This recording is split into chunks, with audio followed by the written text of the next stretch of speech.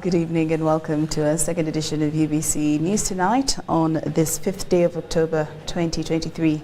I'm Lorraine Masika Kazimoto. Now we start off with the first story this evening. The National Census Council has approved revised implementation plan, and this was during a meeting that was chaired by the Honorable Prime Minister Robin Anabanjawe. It was agreed that the census night will take place on the 9th to the 10th of May 2024. Now, following the recent cabinet resolutions to postpone the national population and housing census, it was initially scheduled to take place in August this year. According to the Right Honorable Prime Minister Robin Anabanjawe, the cabinet had already approved all the financing required to undertake the national population and housing census. All right, we'll get into that story. But President Yoweri Museveni has expressed disappointment with the teachers for not embracing the grade system as a means of promoting educators, despite his earlier advice to introduce it into the education sector during the 2023 International Teachers' Day event at Kololo. President Museveni emphasized that the concept of grades is superior to the current practice of promoting head teachers and deputy head teachers. We have more details in this report. Around 1,500 to 2,000 teachers, union and association leaders, as well as officials from the Ministry of Education and Sports, gathered at Kololo Airstrip to commemorate International Teachers' Day in 2023. This occasion coincided with ongoing concerns among teachers regarding disparities in remuneration between science and art teachers and issues related to motivation, especially in terms of housing. Teachers are urging government to consider salary enhancements for all civil servants who have not benefited from such improvements. President Yoweri Museveni has assured them that this will be implemented gradually as the government strives to ensure the 39% of the population becomes part of the formal economy. Regarding accommodation, the president recommends institutional housing over individual arrangements. And until we fully succeed, let's go slowly. So that's why we said, let's start with the scientists. Because these scientists, we need them now. We shall get there. Don't stampede us and we make mistakes. And we call it okumemera, okumamira, okumansa, just scattering.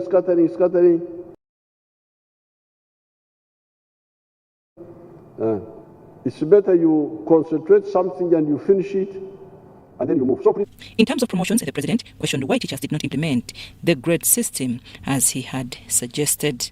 Service officer, like I had been appointed that time, but you are grade 6. And after some time, you are promoted to grade 5. This is a very smart way. Let the people study this, the commissioners and so on, and come to Mom and we conclude it so that we introduce it. Teacher grade this. Then after some time, how do you get promoted? Do you get promoted because of years of teaching? Do you do exam? What do you do? You should agree on that. Kenneth Museveni, the Minister for Education and Sports, highlighted that all school projects now include a component for constructing teachers' residences. She emphasized that the government acknowledges the pivotal role teachers play in education and pledged to collaborate with them to address challenges affecting service delivery. Professional conduct has a direct impact on the quality of education services we provide. As we are appreciated, let us take time to evaluate ourselves and our individual contributions to the society we serve. I commend your willingness to engage in patient dialogue when circumstances do not unfold as expected, rather than resorting to disruption as we build our homeland together. Teacher shortages remain a significant challenge, with some schools grappling with unfavorable learner-teacher ratios that hinder interactive learning environments. Teachers are requesting the government to hire more educators to address this gap. Actually, considering from the lower level up to secondary and institution, having degrees and beyond qualification is a very good one. Get stuff from Minister of Education. However, our teachers are overwhelmed with the responsibilities, and as a voice for teachers, they have asked me to re-echo that Minister of Education through UNITE should come up with a program to ensure that these teachers who are already in public schools get some scholarship so that they can acquire other higher qualifications. And possibly displaced communities often face the most chronic shortage of qualified teachers. The fundamental cause of this global shortage is the diminishing attractiveness of the teaching profession, which undermines the recruitment of new teachers and produces high levels of attrition amongst those in service. Celebrations of International Teachers' Day revolves around the theme, Teachers We Need, the Education We Want, the global imperative to reverse teachers' shortages. Dr. Sam Lubega, chairperson of the Education Service Commission, suggests that this goal can be achieved if teachers commit to acquiring the necessary knowledge, values and skills. Teacher we need is one who focuses on children learning new skills, new competencies, knowledge and values. The teachers should model lifelong learning and create new knowledge together with their learners, using the classroom as a laboratory. The government hopes that the report from the Education Policy Review Commission, which is still undergoing consultations, will contribute to the revitalization of the education system in Uganda.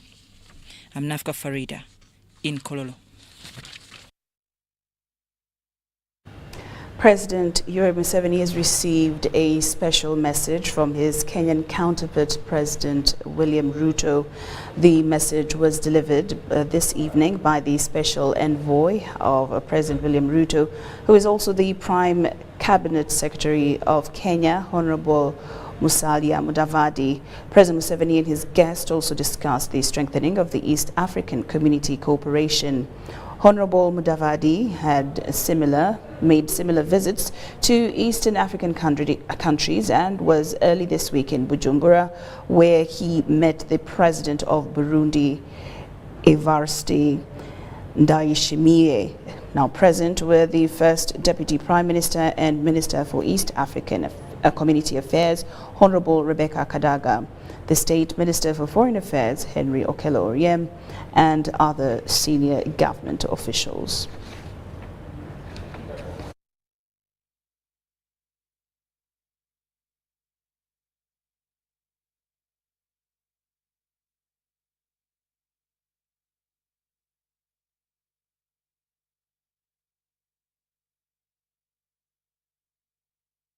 Now, the National Census Council has approved the revised census implementation plan, and this was during a meeting chaired by the Right Honourable Prime Minister Robina Nabanja, where it was agreed that the census night will take place on the 9th to the 10th of May 2024.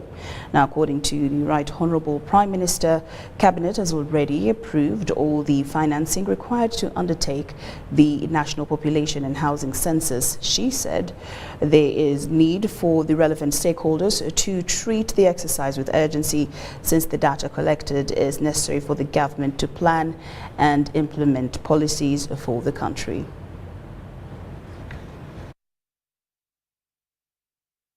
Following the recent cabinet resolution to postpone the National Population and Housing Census exercise, which was initially scheduled to take place in August this year, the government has committed to undertake the exercise in May next year.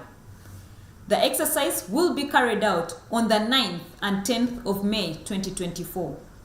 According to the Right Honourable Prime Minister Robina Nabanja, Cabinet has already approved all the financing required to undertake the national population and housing census. She said there is need for the relevant stakeholders to treat the exercise with urgency, since the data collected is necessary for the government to plan and implement policies for the country. As we struggle to deliver the national population and housing census, since our last meeting, we briefed about the new dates for conducting the census. Of course, you know it is the night. The census night is now set for 9th, 10th May 2024. Nabanja called for commitment and publicization of the national population and housing census exercise.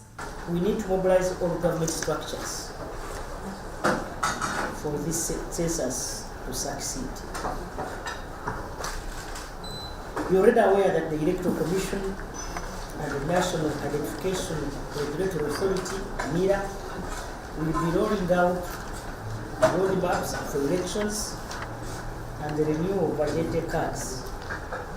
It is therefore crucial that we urgently produce a new census roadmap that will enable these government institutions and other planning authorities to timely use this data. The Minister of State for Planning, Honorable Amos Lugolobi, revealed that a supplementary budget of 157 billion has been approved by Cabinet for the procurement of equipment which will be used to undertake the exercise. The period it will take is 10 days. The supplementary budget 157.3 billion to finance and complete the census activities, including procurement of tablets. The State Minister for Higher Education, Honorable John Chrysostom Muyingo, said that the Education Ministry will review and adjust the school calendar to ensure that learners participate in the exercise. Dr. Chris Mukiza, the Executive Director of Uganda Bureau of Statistics, is committed to releasing the census report within 7 months after conducting the exercise. Recruitment of the enumerators, we shall now start the 6th of April, so that we train them very thoroughly with these tablets. So we need the tablets by the time of training. Ready. The meeting was also attended by the Minister of Public Service, Honorable Wilson Muruli Mukasa, the Minister of Trade, Industry and Cooperatives, Honorable Francis Mwebesa, the Minister of State for Defense, Honorable Jacob Maxons Oboth, and other senior government officials. This story was compiled by Derek Senyonga for UBC News. The Ministry of Finance, Planning and Economic Development has today conducted the last local government regional budget consultative meeting with an appeal to local government, political and technical leaders to prioritize effective service delivery to the people, in addition to being at the forefront of fighting corruption and misuse of public resources. The two-day meeting, targeting central Uganda districts and municipalities and civil society representatives, is taking place at Ryder Hotel in Seta. Value addition, human capital development, private and public sector transformation are some of the priority highlights in the forthcoming 2024-2025 financial year national budget, a dream which must be realized with the active involvement of both the political and technical leaders from local governments.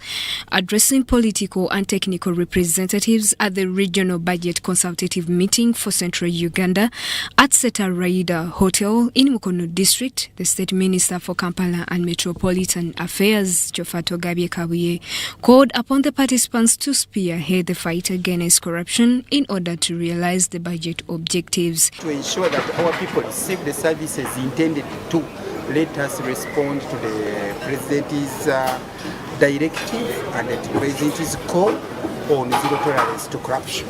Once we do that, the whole country will love us. The regional consultative meeting is part of the Ministry of Finance, Planning and Economic Development statutory mandate, geared at having different stakeholders have an input in the budget formulation process. So we started this engagement last month purposely to, one, communicate government priorities.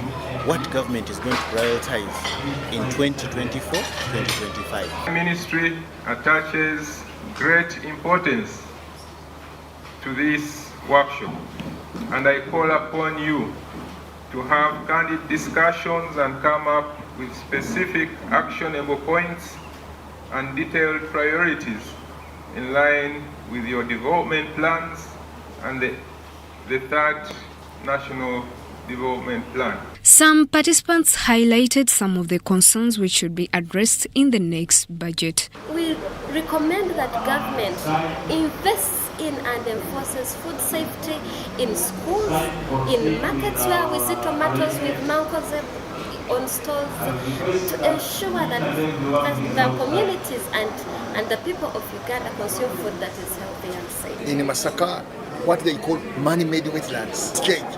Our environment officers are no longer working. We need a lot of reforms as far as our country is concerned. Something is missing, and this is none other than facilitation in terms of transportation of political leaders at the level of municipality and the district. Ever since we joined this leadership, we have been using our private vehicles. Our people in different localities, they need it translated in their local languages, something that is being undertaken. The meeting is also in line with the pending National Development Plan 4, which will soon replace the outgoing National Development Plan 3. Justin Nakami, Duco Collins for UBC News. Uganda Vice-Chancellors Forum have marked their 25th anniversary during their 13th annual conference in Kampala, attended by more than 76 university leaders. The conference centered around the theme Pursuing Quality and Inclusivity in Financing Higher Education in Uganda. Dr. John Chrysostom Muyingo, the Minister of State for Higher Education, praised the significant contributions made by the country's universities in enhancing higher education. He emphasized that advancing equity in higher education financing is not merely a policy objective, but a moral imperative. During the event, Dr. John Chrysostom Muyingo addressed the assembling of university heads, expressing the government's commitment to increasing funding for public institutions to address existing gaps in the system. The demand for higher education in Uganda continues to grow, requiring sustained efforts to ensure equitable access. Moreover, we recognize the need to continuously improve the quality, the relevance, and effectiveness of higher education. Furthermore, Professor George Openjuro, chairperson of the Vice-Chancellors Forum, expressed gratitude to the forum's members for their annual contribution. He also urged government to support the establishment of the permanent headquarters of the forum. These individuals and institutions, we have existed for these 25 years. Honorable Minister, we look forward to having a space of our own, like that of the National Council for Higher Education, who have also been very instrumental in supporting us. Maybe we may have to move from Makerere to National Council permanently. In facing these challenges, let us embrace the spirit of collaboration and synergy that the Uganda Vice-Chancellors Forum represents. Together we can navigate the uncharted water. In response to these developments, the university heads advocated for government-funded education opportunities for academically talented individuals from economically disadvantaged backgrounds. The government should dedicate itself to developing and implementing policies that promote inclusivity in higher education. We firmly believe that every deserving student, regardless of their socio-economic background, should have the opportunity to pursue higher education. The current government scholarships which benefit those who perform well in exams, and these are normally from the first world schools where your sons and daughters go and pay millions per term. Those are the ones who benefit from government scholarships. This policy must change because it is wrong. It's a very useful body. In my view, it should be fully recognized by government through funding. The forum's 25th anniversary celebration coincided with ongoing efforts by education institutions and the governments to revamp the curriculum to match with the global standards. The Uganda Vice Chancellor's Forum was established in 1997 as a platform for vice chancellors and heads of institutions to collaborate, share highlights, and address common concerns. It has since played a crucial role in shaping the higher education landscape in Uganda. Joseph Buule, UBC.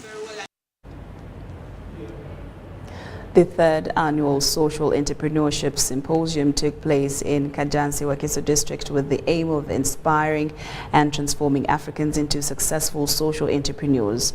Dr. Joyce Tamale, the Chief Executive Officer of Capital Solutions, emphasized that this transformation is achieved through improved access to finance and innovative community solutions for sustainable social impact. Participants from both within and outside Uganda gathered at Kajansi Town Council, Wakiso District, to be part of the third annual Social Entrepreneurship Symposium organized by Capital Solutions Limited. The symposium focused on the theme building financially resilient organizations through social entrepreneurship. You need to learn from the no. In social entrepreneurship, there's no failure. We either learn or we win. So there's nothing like failure. Learn from your failures and grow your social enterprise. The symposium also serves as a platform to enhance networking among social entrepreneurs in Africa, fostering business growth and improving financial accessibility. Who has identified a community problem and has designed a business model innovatively and being able to make a profit that can sustain their businesses. Without a profit or sustainability, you cannot say I'm a social entrepreneur, because how will you sustain your business? Capital Solutions was established to address the need for sustainable social enterprises by designing innovative and impactful solutions. Pay back in case you've borrowed, and for sure social enterprises are sustainable, especially if they build models. Another challenge social entrepreneurs face is lack of human resource, people who will understand and serve and grow these businesses with social entrepreneurs. The annual symposium that is being run by Capital Solutions is a good opportunity for us also as a Shoka to come and learn from social entrepreneurs from across the region, beyond our fellows, what are the new trends, what are the new patterns, but also an opportunity for us to bring our knowledge, our expertise that we've gathered from all these social entrepreneurs. GIZ, one of the supporting organizations partnering with Capital Solutions, has provided opportunities for entrepreneurs to pitch their business ideas, equipping them with the knowledge and skills needed to expand new financial horizons. Social enterprises that can flourish and that can create jobs and also revenue for civil society. And the important part about this is that when you create a social enterprise, you have an enterprise that is not merely looking at profits, but it's looking at creating positive externalities for the environment and for society. So you really look at a positive impact on society when you create a social enterprise. The forum has already registered over 150 social enterprise business owners and aims to reach 1,050 members by 2050. Robert Katamba, UBC News. The Makindye Magistrates Court has dismissed all charges that were leveled against music promoter Abi Musinguzi, also known as Apetex, and his co-accused Francis Elvis Juko. This decision followed the prosecution's failure to provide evidence to the court to prosecute the two individuals. We have more details in this report. On January 1st, 2023, a stampede occurred at Freedom City in Nabasuba Wakiso district, resulting in the tragic loss of over 10 lives and several others sustaining injuries. Subsequently, the police arrested music promoter Abe Musunguza alias Abitex and Musa Francis Elvis Juko. The two were later brought before Magistrate Iga Adiru at Machinde Magistrates Court, and they faced over 13 charges. However, both individuals pleaded not guilty. Over the course of 9 months, as the case unfolded in court, prosecution failed to present evidence against the accused, ultimately leading court to dismiss the case. Bapulira bawaabirwa tutegeezezza kkooti nti emirundi 9 beddu nga tujja mu kkooti n'abawaabirwa naye nga gavumenti oba omuwabi wa gavumenti taliredde kuwulira musango nga teyeetisse bajulizi 21 byagamba kkooti nti balina. So tugamba kkooti nga ssemateeka bwerambika mu kawaayiro namba 28 ka ssemateeka wa Uganda aga nti omuntu alina okuwulirwa mu bwangu era mu bwenkanya obw'ekitalo.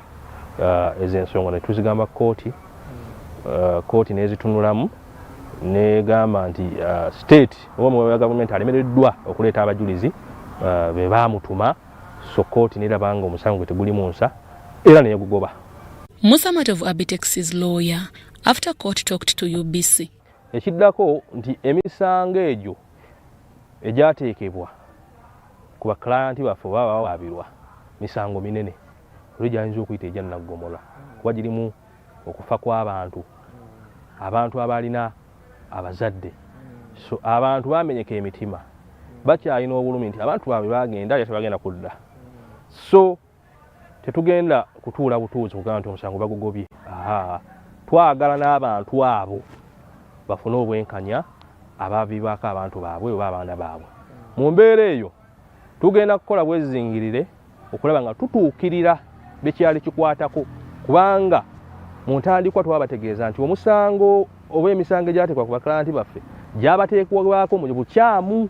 Tugamba nga abakulira ebitongole by'ebyokwerinda bwali buvunaanyizibwa bwabwe okukuuma abantu n'ebyabwe, era twakibagamba nga kuva mu ntandikwa nti nga tebatadde IGP ku charge sheet, nga tebatadde DPC ne OCCID oba Katwe police station, tetugenda kutuula era tugenda kukiwakanya paka era tetubalabyeko mu kkooti awo lugenda okutandikira okulaba nga abaaviibwako abantu baabwe bafuna obwenkanya. The charges which were leveled against Abe Musunguza alias Abitex and Francis Elvis Juko, as well as others who are remaining at large, prosecution was alleging that on December 31st, 2022 and January 1st, 2023 at Freedom City Mall in Namasuba Wakiso district, they acted negligently, resulting in the death of over 10 people. It was alleged that the stampede occurred when the two closed the other exits at the venue, leaving only one small gate, which couldn't accommodate the safety exit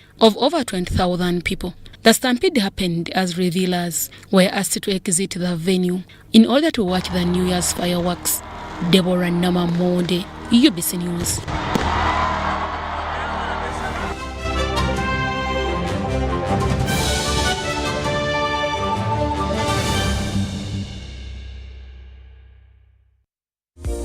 Sent transport to the wrong person. Here's how to reverse it with MTN Mobile Money. Dial *165#. Select My Account. Select Initiate Reversal. You will see your last 3 transactions. Select the transaction you want to reverse. Enter your mobile money PIN and you'll get an SMS confirmation that the transaction has been blocked from being withdrawn. And that's it. Please note, only transactions that haven't been withdrawn can be reversed.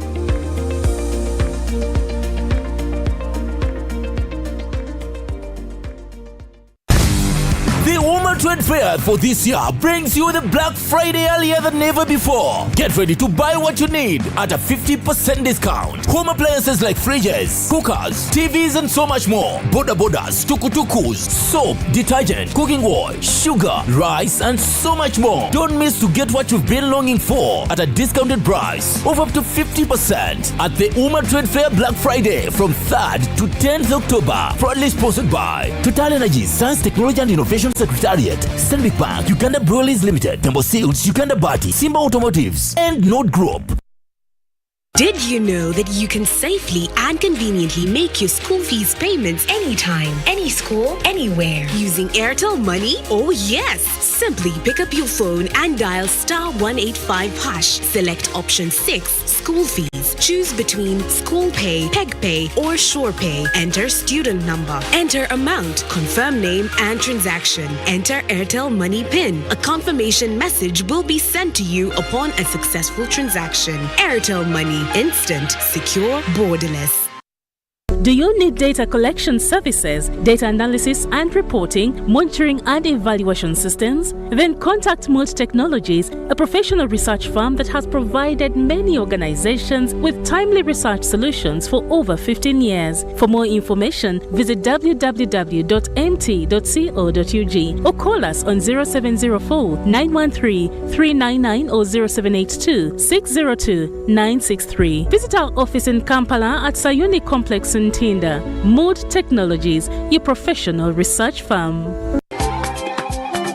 Tubaniriza mu Jinja Central Market trade wano okuba nga twedusa abantu okuwaayo kumbaga ya mwenemu nga bakozesa momope. Kati mu Jinja Central Market sobola okuba nga tuwaya n'abatyamye momope n'eri kwogeza abantu obwama.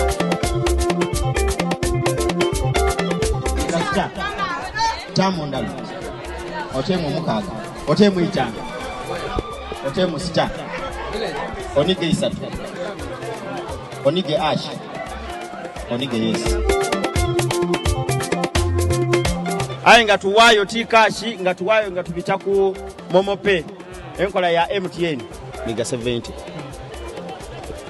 70. 70. Pay or shop with MTN Momo and get cash back every week. It's free of charge. Use the Momo app or dial *165*3#.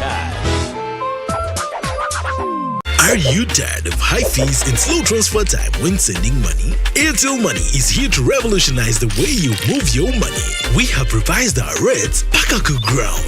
Sending money from Airtel to other networks in Uganda, East Africa, and to the rest of the world has never been more affordable. Dial *185# and start sending money. Switch to Airtel Money today and experience unbeatable rates and top-notch services for all your local and international money transfer needs. Airtel Money. Instant, secure, borderless.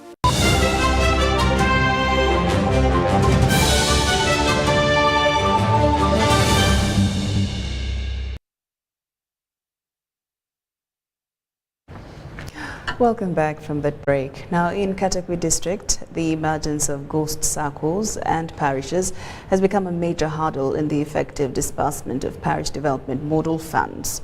This issue has not gone unnoticed as officials from the Office of the President have been actively addressing it during their visits to evaluate the progress of government initiatives in the area.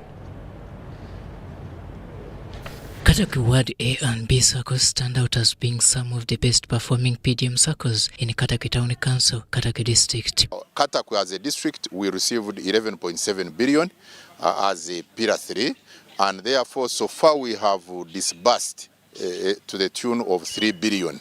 To me, with my family, we started our project, and the project is living now. I have piggery, and have some little business for daily earning. What we got was really appreciative, and first of all, I want to thank His Excellency Yoweri Kaguta Museveni. He has really done what people never expected that would do what happened. The circle's membership primarily comprises of women engaged in day-to-day income generating activities. I benefited the PDM. I put my project, even right now, my 5 goats, that's my project, I wanted it. So that the moment I received that money from here, straight away to the what? To the project. I'm happy the day I got PDM. I said, let me first do the plan I had. But my group, I was in the group of producer. I said, let me first use 500. I first buy my cow, I take to the village. Now this balance, I will be going to the market, buying sorghum, anything I get, I buy. For sure, I know I'm not going to remain the same. I'm very happy. I'm full of happiness. While there is an impressive 8% success story regarding parish development model funds in the district, the project has encountered challenges, including the existence of ghost parishes. That you find their parishes accepted and known, gazetted by government, but without people. According to the resident district commissioner of Kataku district, retired Major Godfrey Katamba, these ghost parishes have all along been exploited for political purposes. Kataku district is also witnessing other developmental projects, such as the construction of the modern market, replacing the traditional Manyata-like market. This project took 317 million for it to be constructed. It is works ongoing. It's not yet completed. It's ongoing, but I would wish to thank the Islamic banking for the support it has given the government of Uganda, especially the Ministry of Local Government, to ensure that it can improve the economic standards of the vendors here in Ochoromongin, because they are able now to vend their items in these stores. Despite acknowledging the progress on ground, officials from the Office of the President recognized the need for further improvement. That this is not a gift from government. It's a money you are borrowing to grow your businesses, so that when you pay back this money, other people are also getting that money and the government is earning more money. Kataku district is the home of the Vice President of Uganda, retired Major Jessica Alupo, and State Minister for Sports, Peter Ogwam. Their contributions to the district's development has been praised by officials from the Office of the President. Robert Onyango, UBC News. The increasing number of school children losing their lives in accidents has prompted the National Children's Authority and Chitintali Traffic Police to initiate a national road safety campaign. Martin Chiza, the Executive Director of the National Children's Authority, informed UBC that the campaign's initial focus will be on painting zebra crossings.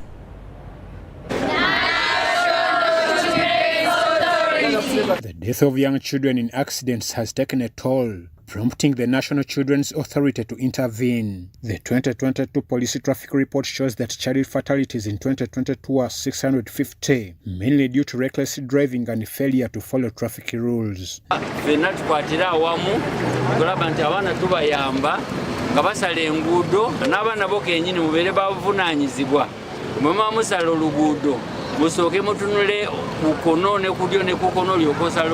National Children's Authority and police are in the National Road Safety Campaign to paint zebra crossings. To launch the National Road Safety Campaign, and we are here represented by the community leaders, the head teacher himself of the school, and the other leaders here, councillors, and the children, to illustrate the need to promote and scale up child protection on our roads. They later visited several schools in Luzira, teaching students on road safety before painting the zebra crossing near Church of Uganda Primary School, with a call on drivers to respect the traffic rules. The main purpose is to ensure that we maximally, as National Children's Authority, scale down, reduce, if not to eliminate, accidents concerning our children. Children have been a target because they are vulnerable. So whenever they are crossing the roads, they are vulnerable to accidents. And we say that it's high time that every other leader in the community helps us in promoting this campaign, in reducing the accidents on our children. Chitintale Police Commander Agre Wambi warned the drivers against flouting traffic regulations. We are going to step up the enforcement on those who flout those regulations. We want strict adherence to regulations. Chairman Youth Council Sechiwungo Joshua noted out the challenges they have been facing, asserting this will help children cross the road safely. Please don't get tired. Help us come and work in hand to see that the whole Nakawa is painted zebra crossing in a memory of saying that we are bringing safety on our road. Ivan Juko, Stephen Kayumba for UBC. BBC News Tonight. Now, West Lango Diocese has called for community sensitization on acceptable farming practices for communities settling along River Nile. Once this is effected, diocesan leadership is optimistic that communities along the Nile will be able to adequately explore the Nile's full potential minus depleting its biodiversity. West Lango Diocese by location is situated along the Nile. Actually, it goes to the end of the land. Where the soil ends is where the West Lango Diocese ends. So as you walk towards the west, when you finish the soil and you reach water, that is now the end of West Lango. So you're reaching water, you will be reaching what we're calling the Nile. So we are the host of the Nile. That's how This positions the diocese as a key stakeholder in the campaign aimed at promoting conservation of the Nile. The greater number of our Christians come from the source of this Nile we are talking about. It is for this reason that the Diocese of West Lango is advocating for mass sensitization of communities on acceptable and environmentally sensitive farming methods. Sensitization is to make us know about what is happening and then to empower us. Like I was talking about the intervention of the government to regulate some of those. We were regulated, yes, but we were not empowered on those tools that we are supposed to use.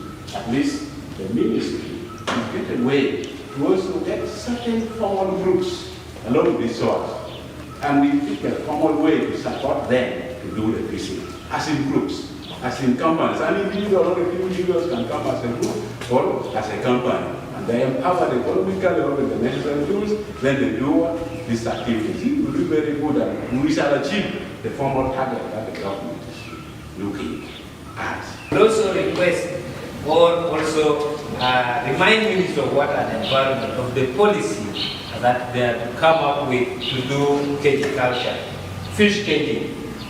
This one has stopped, I think, because those who took over the lake came and destroyed all the cages. Also to be empowered. If we are empowered, we cannot keep on using this local fishing which we used to during our ancestral time up to this moment. We would have been learned, being educated, and we use the normal way of what? Of fishing. Diocesan leaders expressed these views while hosting the 700-kilometer walk participants who made a courtesy call on them. I want to take this opportunity and see if there's a program that can be done to save our River Nile.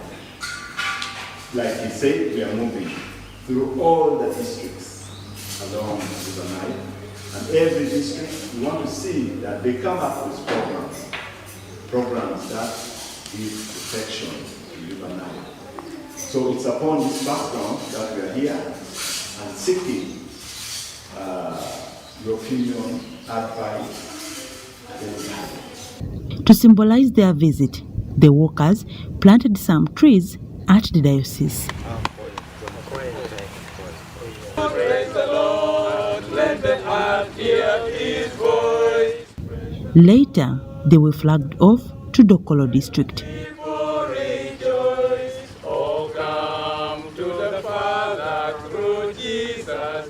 By virtue of their work, religious institutions continue to be a key partner in the recruitment of masses into the environmental conservation struggle. Dorcas Kimono, UBC TV News. 2 American flight physicians of Ugandan heritage currently serving in the United States Military Air Force have urged Ugandan policymakers to enhance the working conditions for medical professionals. They say this will reduce brain drain and build the country's health professional capacity.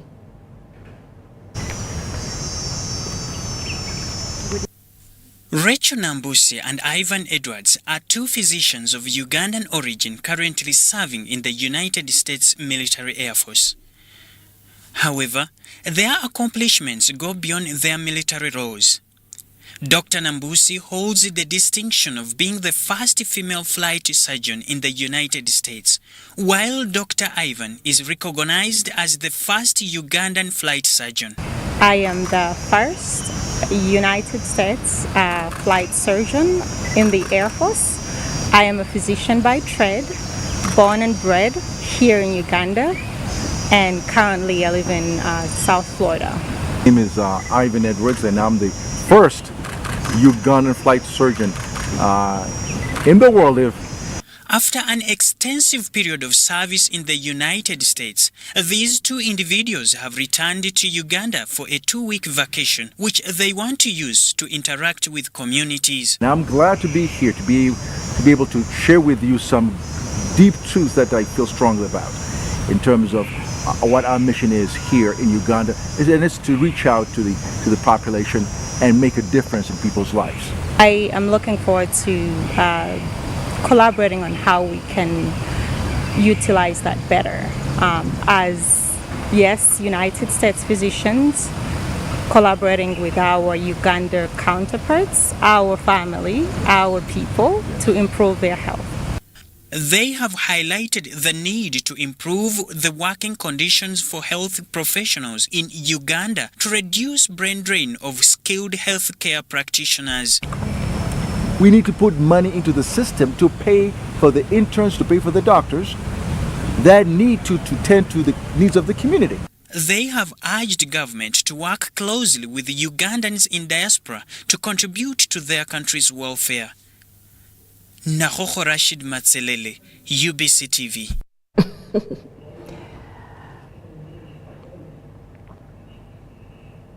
UBC News Tonight takes a very short break, but we'll return with more stories after these messages.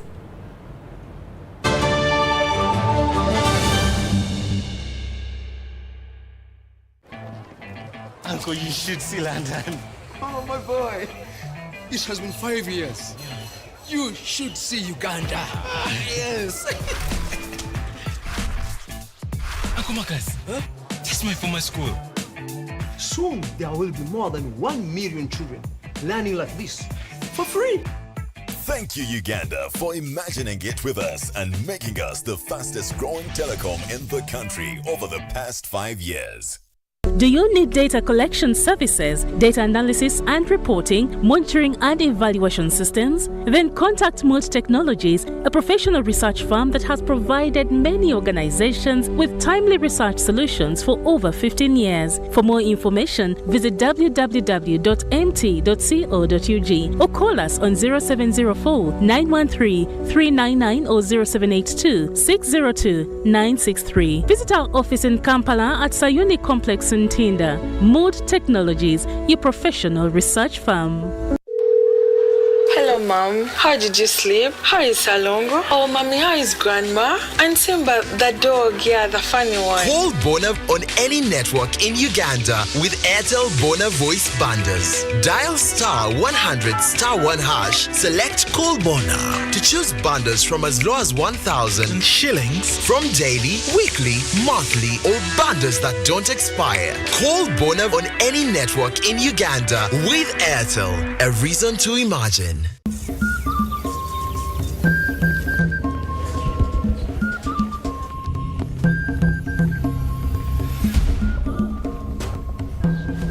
The doctor says you are getting better. I have a list of suspects in my file here, but I need you to help me identify the thief who attacked you.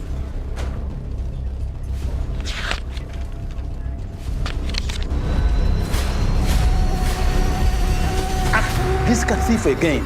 Malaria is a thief. Don't let it rob you and your loved ones. Prevent it by sleeping under a mosquito net. Clear bushes and all stagnant water around you. If you notice any symptoms, go to a health center near you to test and treat. And ensure to complete your full dose to avoid severe malaria, which could lead to death. So, you are ready to invest in Airtel's initial public offering? Good choice. I'm going to show you how to do it straight from your phone. First, you're going to want to make sure you have a Securities Central Depository SCD account.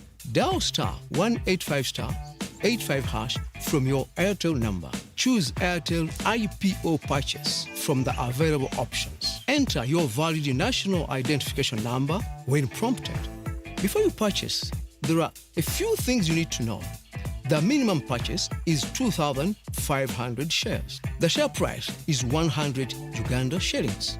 Select the number of shares you wish to purchase. Choose your relevant broker for the purchase. Enter your Airtel Money PIN to confirm the transaction. Congratulations! You receive a confirmation message of your successful purchase.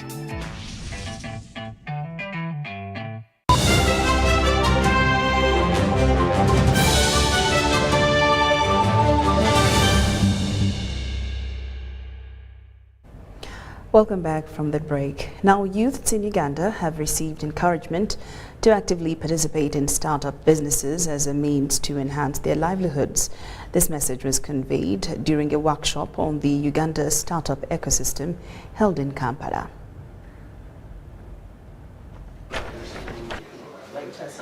The Youth Start-up Academy Uganda has a specific focus on the youth who grapple with high unemployment rates and constitute a substantial portion of the country's population. This project is regarded as a timely initiative to address the pressing issue of youth unemployment. Young, talented people into the entrepreneur. Some of them become so-called unicorns in Korea. So in Uganda, I actually review and analyze the situation. Joshua Mutambi, the Commissioner of the Ministry of Trade, underscored the project's significance in addressing youth unemployment. The cooperative development, where we support the youth to form associations, cooperatives, and other groups, and we facilitate them with business development services.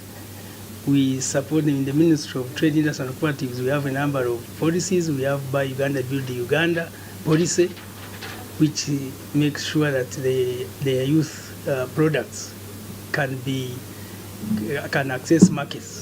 Additionally, Boniface Okot, a member of parliament representing the youth in northern Uganda, emphasized that a robust start-up ecosystem necessitates investments from the government and other stakeholders. Youthfulness of a country is characterized by innovativeness. Innovativeness needs a legislative framework. Innovativeness needs incentives for it to thrive and be able to build opportunities that can enable us as a country address the greatest generational challenge, which is unemployment of our young people and the poverty of our people. Furthermore, investments in digital infrastructure such as applications, security systems and reliable software are deemed essential in combating youth unemployment. And our is a project. They still have to look at the technology elements in their businesses. You will agree with me that given the recent COVID pandemic, people realize that, by the way, you need IT everywhere. Justin Nakami, UBC News.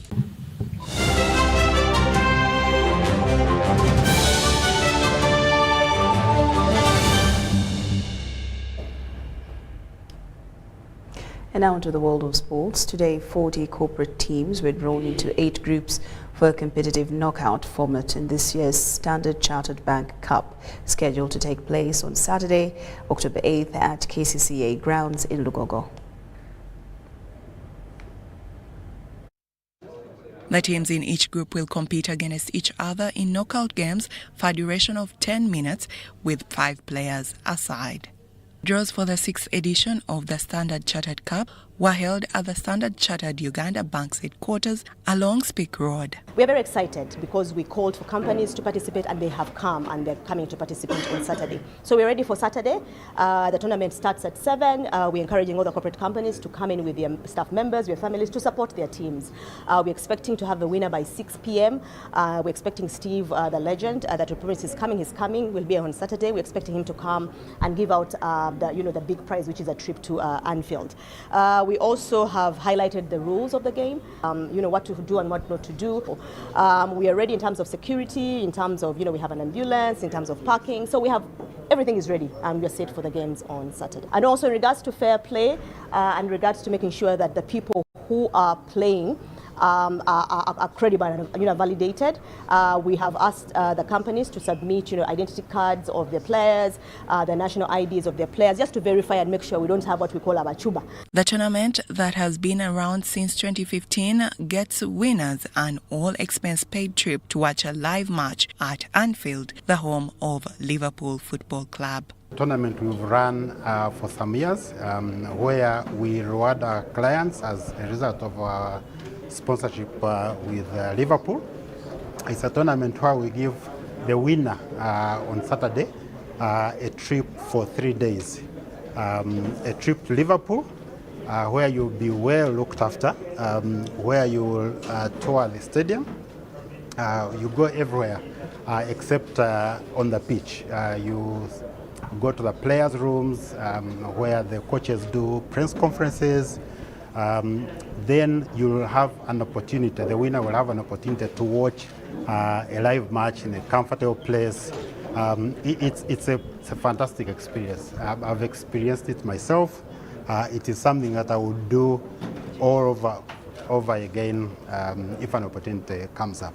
This year's event will be graced by football legend, commentator and former Liverpool player Steve McManaman, who will crown the winners and get to interact with the Liverpool fan base here in Uganda. The 6th edition of the Standard Chartered Cup comes at a time where Liverpool Football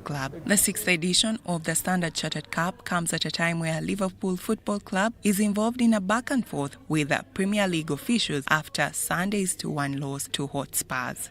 Liverpool is in action tonight against Union Saint in the second round of the Europa League. Grace Joyce Kemigisa, UBC News. Well, that brings us to the end of UBC News Tonight. Thank you so much for your company this evening. I'm Lorene Masika Kazumoto, and on behalf of the team working tirelessly behind the scene, we wish you a blessed night.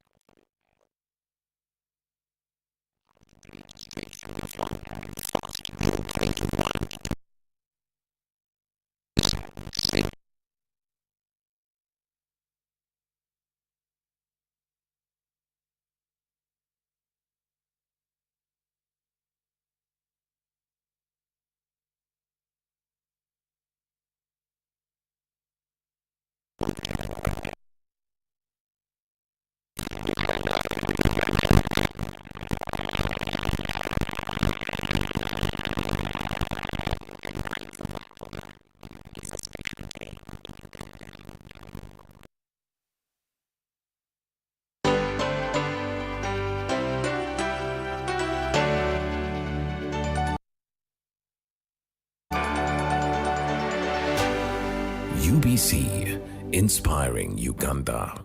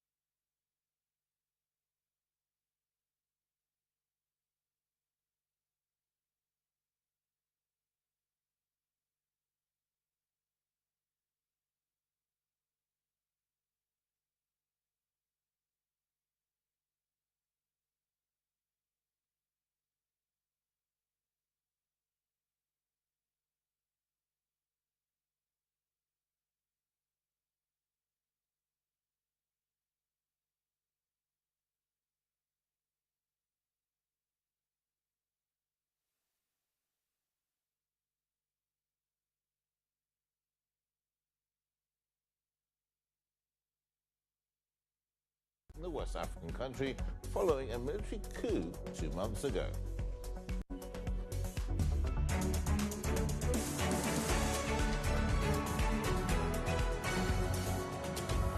It's just gone 11 p.m. here in the Russian capital. Welcome wherever you're catching the news hour from today across the globe. This is RT. Russian President Vladimir Putin recently finished talks with the country's premier think tank, the Valdai Discussion Club in Sochi. He spoke with geopolitical experts, journalists and other high-profile figures for over 3 hours, covering a vast range of topics from domestic affairs to global challenges. Let's listen to some of the key points. The United States and its satellites have firmly set a course for hegemony, military, political, economic, cultural, and even regarding morals and values. It was clear to us from the very beginning that attempts to establish a monopoly were doomed to failure. The prosperity of the West has largely been achieved by plundering the resources of colonies over the centuries. It's a fact. The history of the West is essentially a chronicle of endless expansion. Western influence in the world is a huge military, financial pyramid. It needs new fuel all the time to sustain itself, natural, technological, and even human resources. The West simply cannot stop and was never going to do that.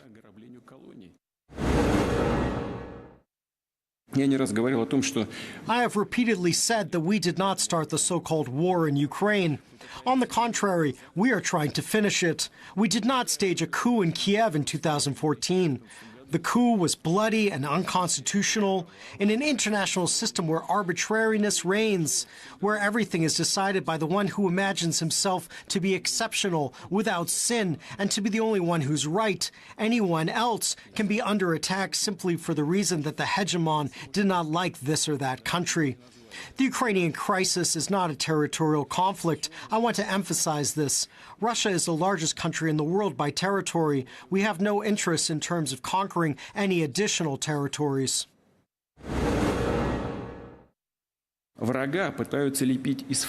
They are trying to mold an enemy image out of everyone. Everyone who is not ready to blindly follow the Western elites. Out of China, and in certain situations they have tried to create an enemy image out of India as well. Now they are playing. We understand it very well. We see the situation in Asia, and everything is clear. The Indian leadership, I want to say, is independent, very nationally oriented. The West is trying to make an enemy out of the Arab world, and even from Muslims they are trying to mold some kind of hostile environment. Artificial geopolitical constructions are being imposed on the world. For this purpose, they are trying to replace international law with order. They are trying to instill in the minds of millions of people that it is necessary to live by the rules. But what rules? Our Western colleagues, especially from the United States, not only arbitrarily create their own rules, but also teach us who and how they should follow them, who and how they should behave in general. As a rule, all that is done in a frankly boorish form, it is a manifestation of colonial thinking. All the time it sounds like, you must. We are seriously warning you. Who are you? What right do you have to warn anyone?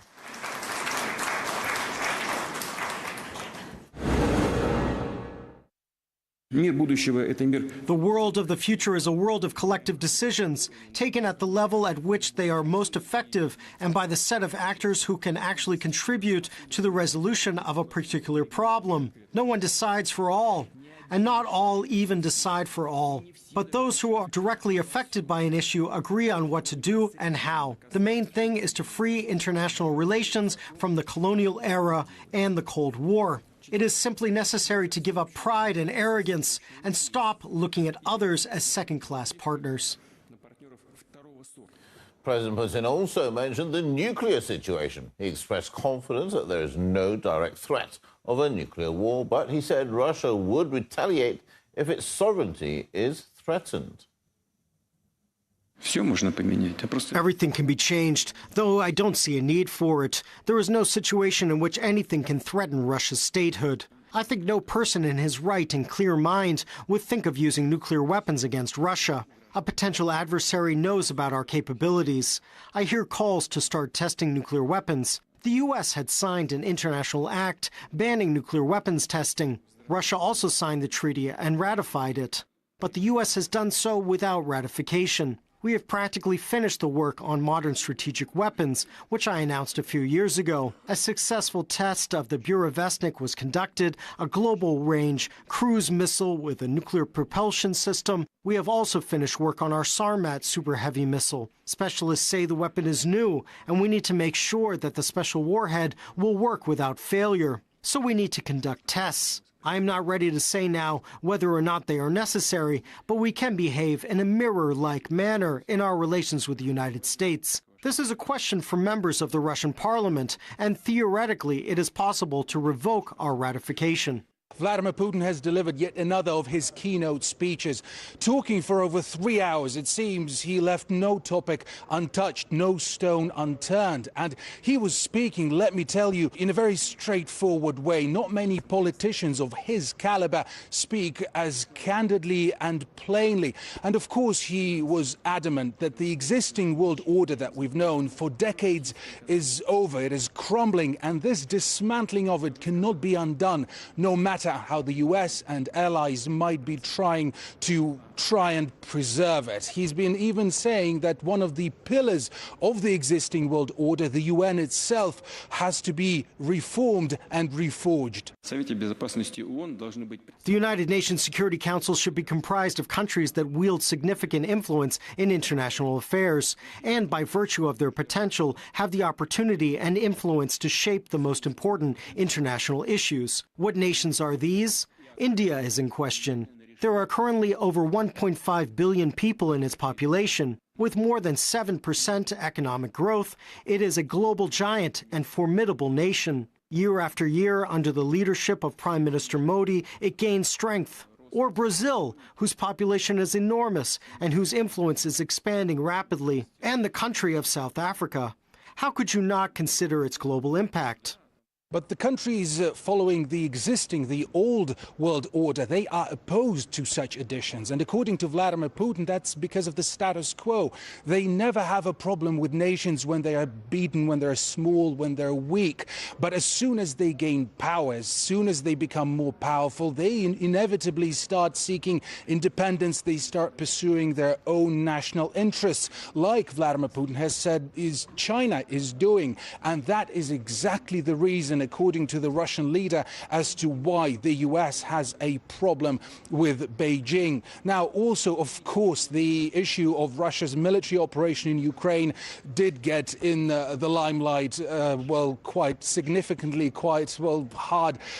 Essentially, they talked a lot about how it is faring and about Russia's goals in this operation.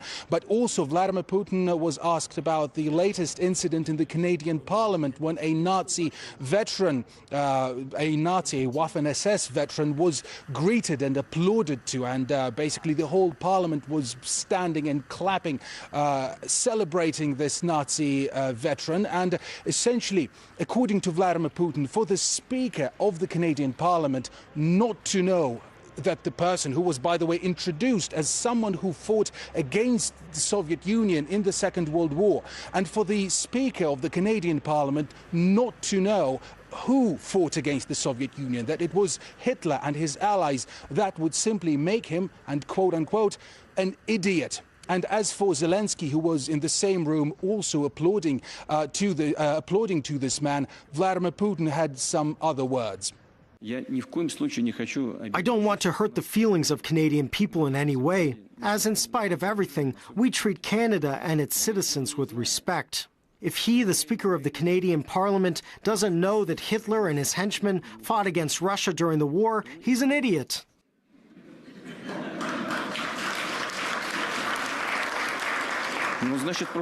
That means he just didn't study at school, doesn't have basic knowledge. And if he knows that this man fought on the side of Hitler and calls him a hero of Ukraine and a hero of Canada, then he is a scoundrel. It looked absolutely disgusting that everyone was applauding a Nazi, especially the president of Ukraine, who has Jewish blood in his veins. A Jew by nationality stands and applauds a Nazi. He is not just an ideological follower of Nazis, but a man who personally destroyed the Jewish population with his own hands. Now, also, the Russian president talked about Ukraine as a country and where it finds itself now, just over a year, well, more closer to almost 2 years after the beginning of Russia's military operation there. Essentially, he stopped just short of calling Ukraine a vassal of Europe, of the West. Its economy, according to the Russian president, is in shambles. It can barely produce anything. And it really tells that, and it shows, and essentially he said that Ukraine right now is nothing without Western support. At the first glance, everything is balanced there. The budget is balanced in Ukraine. Macroeconomic indicators are more or less balanced. But at the expense of what? Because of monthly, multi-billion-dollar infusions, about $4 or $5 billion monthly through various channels. Those are loans, grants, and so on going to Ukraine. If you stop it, it's all over. In a week, everything will collapse. The same goes for the defense system. Well, imagine supplies stop. There will only be a week left to live when ammunition runs out.